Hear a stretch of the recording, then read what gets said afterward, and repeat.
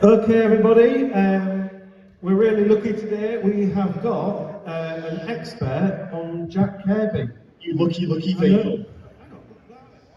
Sorry, I didn't know I was going to be heckled from behind.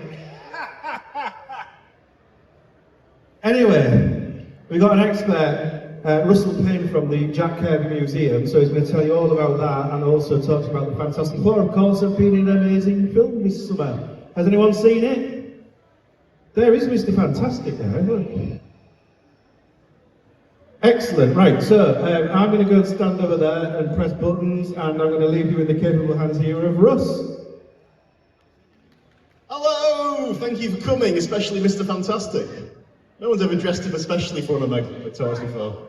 So, my name's Russell Payne. I'm a screenwriter, artist, novelist, but I'm not here to talk about me. If you want to talk about my illustrious career, come and chat to me up there later. I've got a table up in the corner. You see where it says Russell Payne.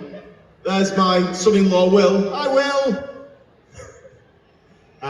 But here I'm going to talk about the illustrious career of Jack Kirby. Now, no one in the history of creation has created as many characters as Jack Kirby. Now, that might sound like an exaggeration. It isn't. The top 10 highest grossing films of all time, 7 of them, and if you don't believe this, come and quiz me later, 7 of them are almost directly based on characters that Jack Kirby created or co-created. And yet most people don't know who he is. So I'm going to give a whistle-stop tour of his career, but with a slant to the Fantastic Four. I'm going to stand here so I can see what the slides say. So I've been working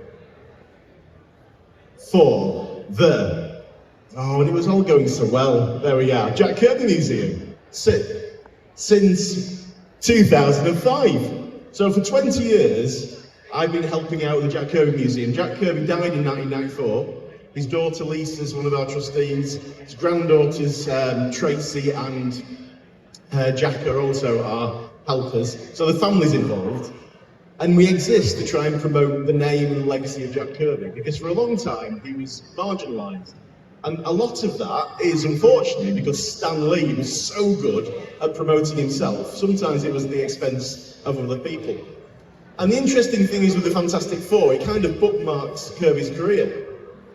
So, Andy, I was sorry.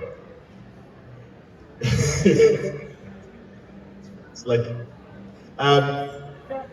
he bookmarked his career, so we've recently had the Fantastic Four film, which no one seemed to respond to when Andy said, who's watched it? There wasn't much of a response. Have you seen it?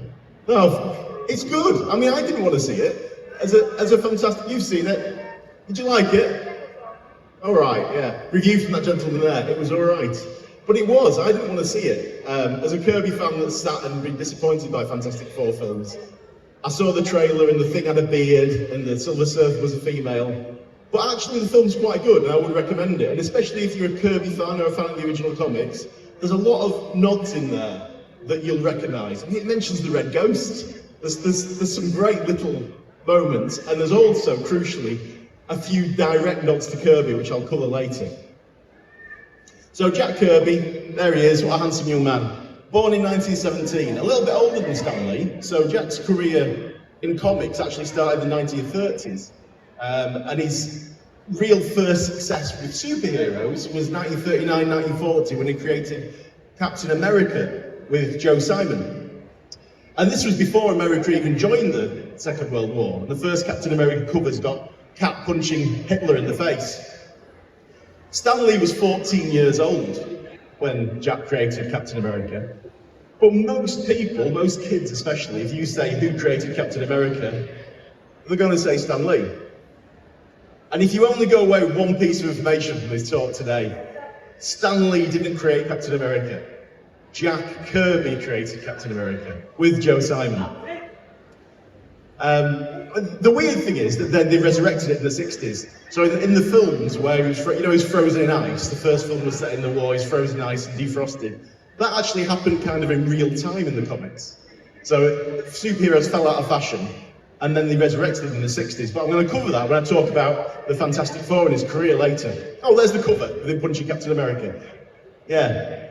So he also when he was doing comics before what we would call the explosion of the Silver Age, he did a lot of comics that lead up to the Fantastic Four. So when the comic code came in, a lot of the violence in comics was seen as detrimental to cult children. It was seen to be promoting deviancy and violence, and it was a serious thing. You know, parents were burning comics like they would burn books.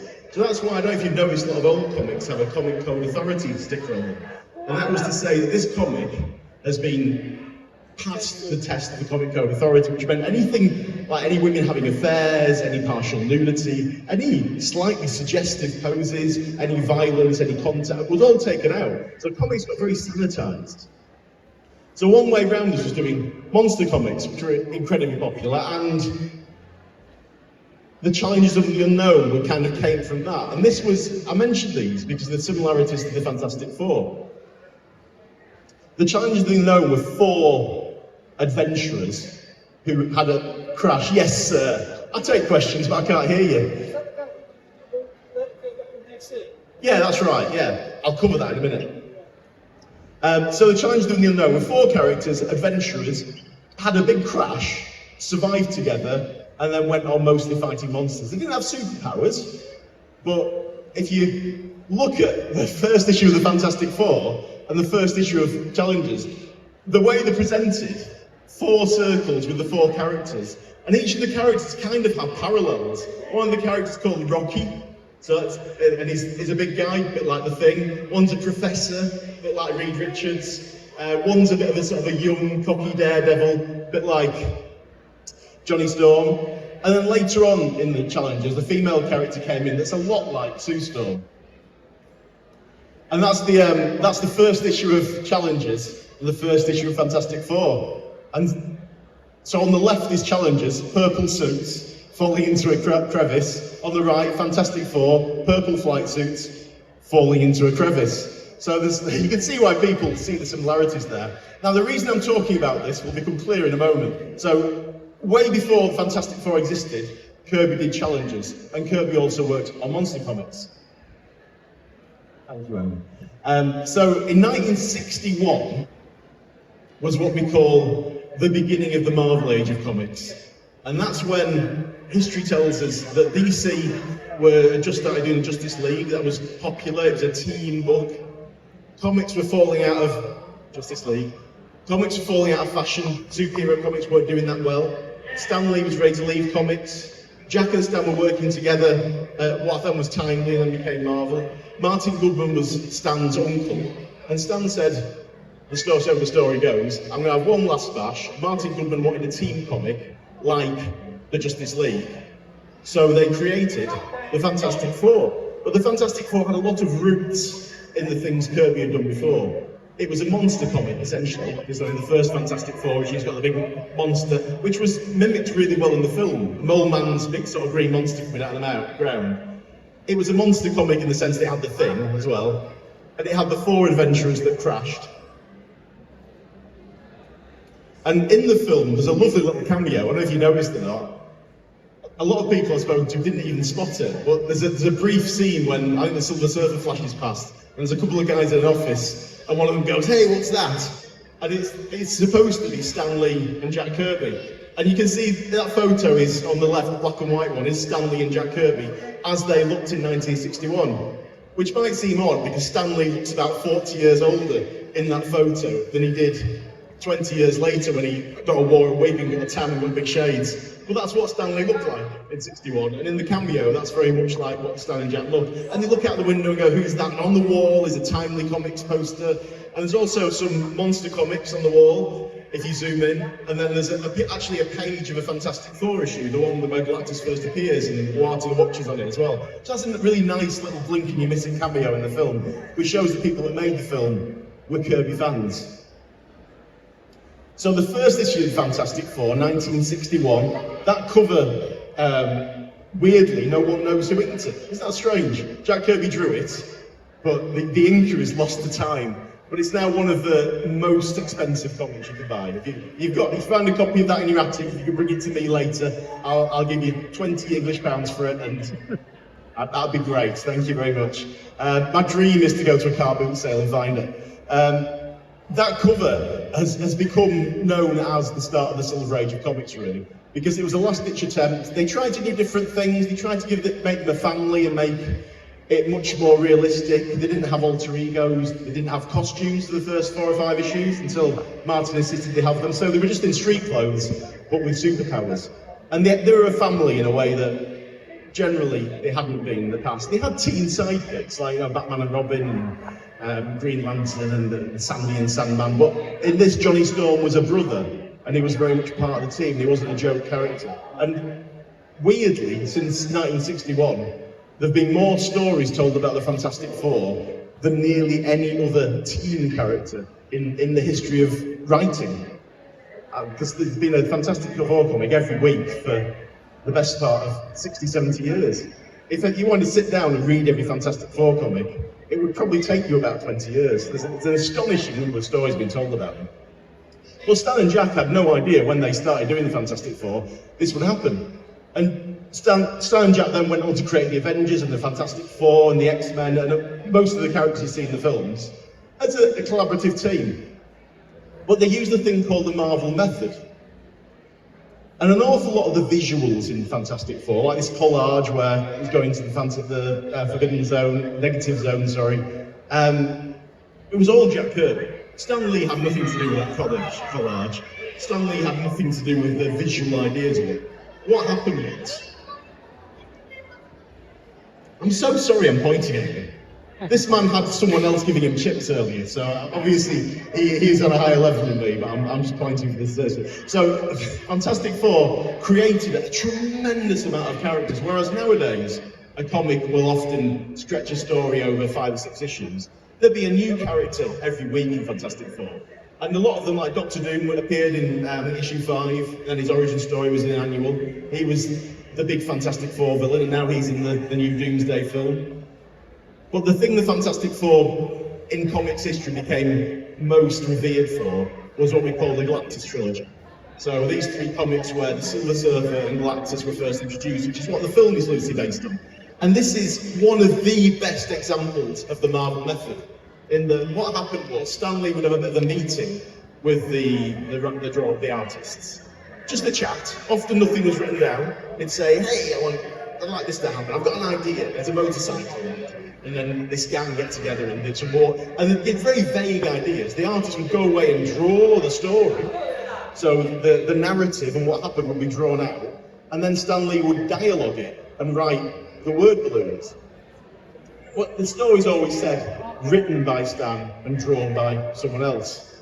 And you might think, well, he did write it, he was dialoguing it.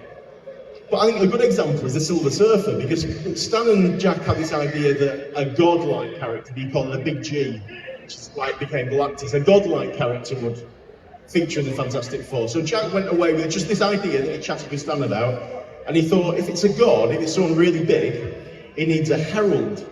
So he drew the Silver Surfer, because the Silver Surfer's small, and Galactus couldn't really just appear in New York and interact in the same way a smaller character could.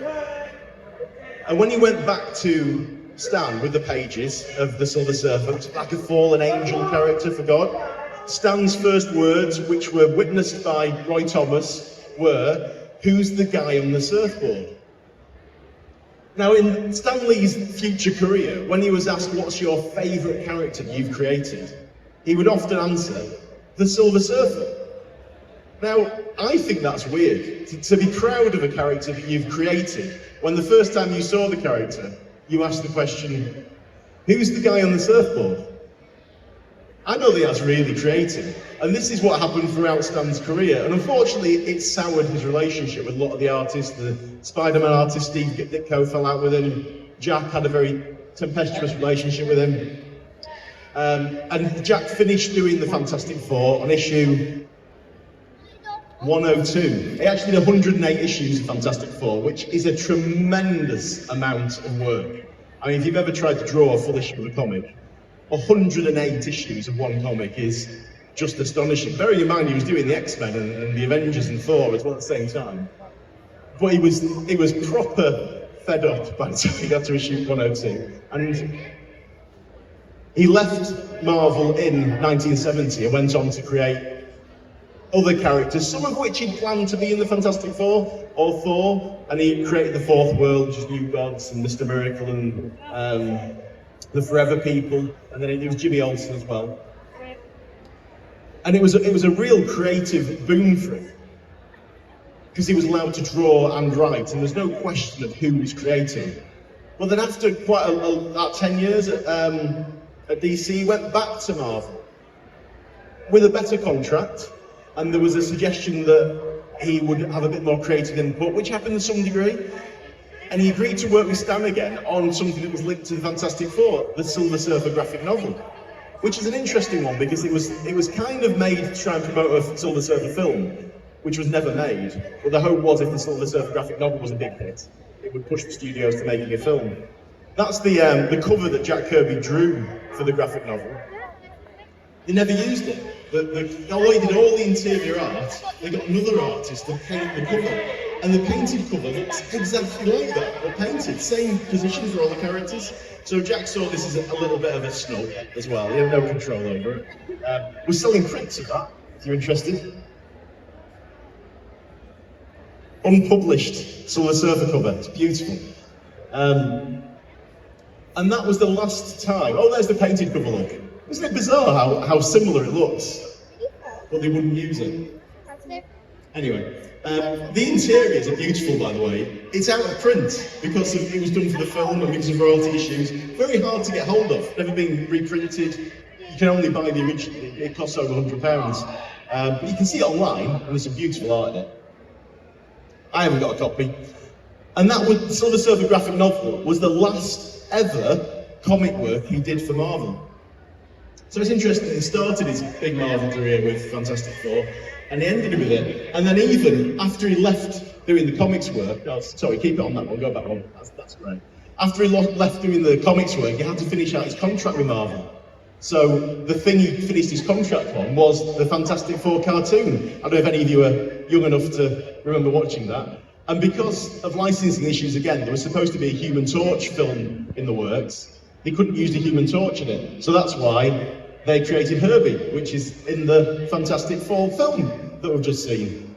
Do we like Herbie? I'm a bit, he likes Herbie. A Herbie fan, fantastic. I mean, he's alright, but he just looks like a kitchen appliance, doesn't he?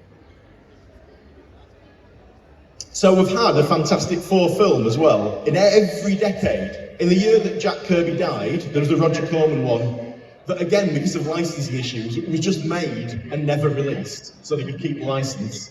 Well, it was in the year that Jack Kirby died, he never saw it, which, if anything, is a real blessing, isn't it? How awful is it just before you die to watch the Roger Corman Fantastic Four film? Anyone seen the Roger Corman Fantastic Four film? Mr. Fantastic has. You were in it.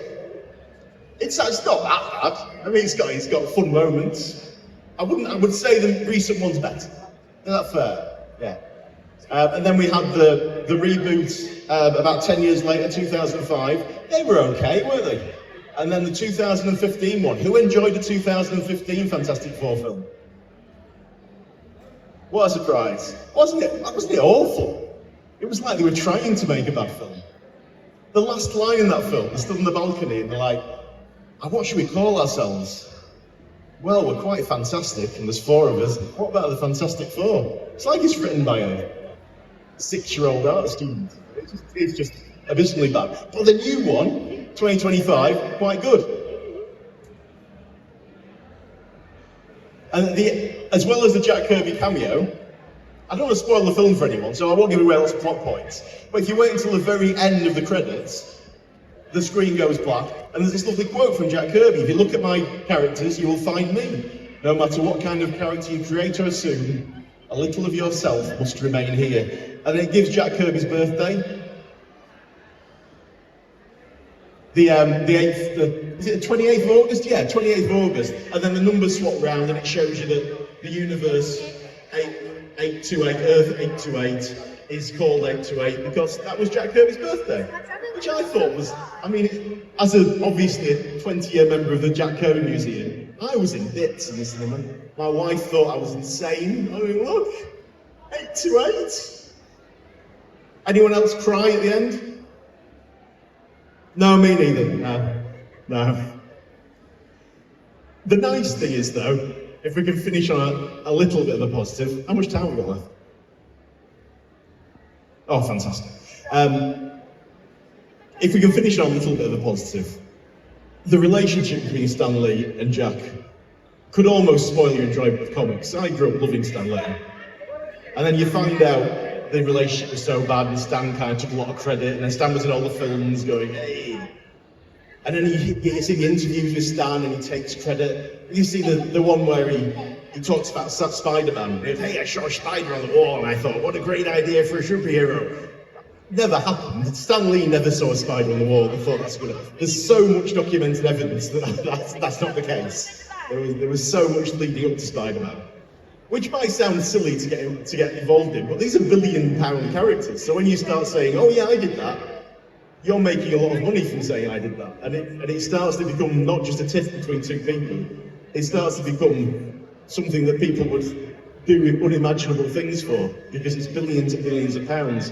And the Kirby family, the estate, tried to sue Disney and Marvel when I was first involved in the museum, and the court case went on for many years. Mark Toberoff was the lawyer who did the Siegel Schuster Superman case as well. And eventually they settled, but before they settled, they took Jack Kirby's name off the Fantastic Four comic, which I thought was a real shame. So if you bought a Fantastic Four comic, it would just say, Stan Lee presents the Fantastic Four. And it was visibly removed, so if you've got a run of that comic, it's like, created by Jack Kirby, created Jack Kirby, then you get an issue, oh, Jack Kirby's name's not on here. And then the month after the court case was settled, Disney did settle, it was after Disney bought Marvel, they settled with the family, they're all friends again. Jack Kirby's name was back on the comic a month later. Which, the interesting thing about that is that Marvel were insistent that the name hadn't been removed from the court case. And yet it was back on the comic within a month after the court case was settled, so. But this photo is the last photo that we have in existence of Stan Lee and Jack Kirby. Weirdly, there are only about 6 photos where Stan and Jack are in the same room next to each other. And that one only resurfaced 2 or 3 years ago. And it was at a convention, and they're both smiling, and they've got their arms around each other, and let's try and remember them like that, so we can look at the comics and enjoy them without thinking of all the bitternesses in them. If you are a fan, the Jack Kirby Museum that I work for has a website. We have all sorts of YouTube videos, all sorts of articles where you can do a deep dive. Jack Kirby's career was so long and so prolific, it's absolutely impossible to cover all the characters that he created in his lifetime. So just concentrating on the Fantastic Four, I've had to speak really quickly. In fact, the only character I don't think Jack Kirby did create was Hacker T-Dog. And you can buy a Hacker T-Dog plush for just £20 right now, as well as meeting Hacker T-Dog. If Phil could give me a tenner later, that's awesome. Cheers. But Jack created nearly every character that we see in the films as well. So billions and billions of pounds involved. What was the next slide?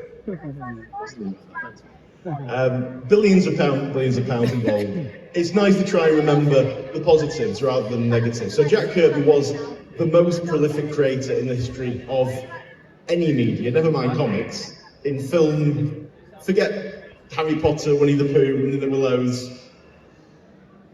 I'm showing my age now by giving examples that are all 100. K-pop Demon Hunters, for instance, very popular. Flash in the pan. We've gone to see Jack Kirby, hundreds and hundreds and hundreds of K-pop Demon Hunters. There we are. They're everywhere. You can't escape them.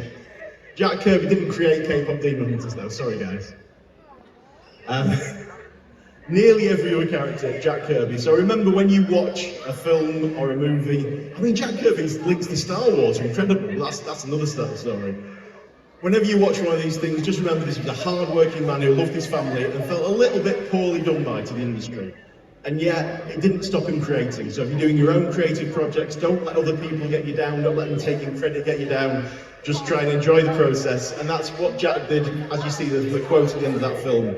He believed he was putting himself into those characters. And there's no greater form of immortality than having 7 of the top 10 grossing films of all time based on characters that you've created. So I hope you've learned a little bit about Jack Kirby. I have one question for you. The first person to shout out a correct answer gets a free print.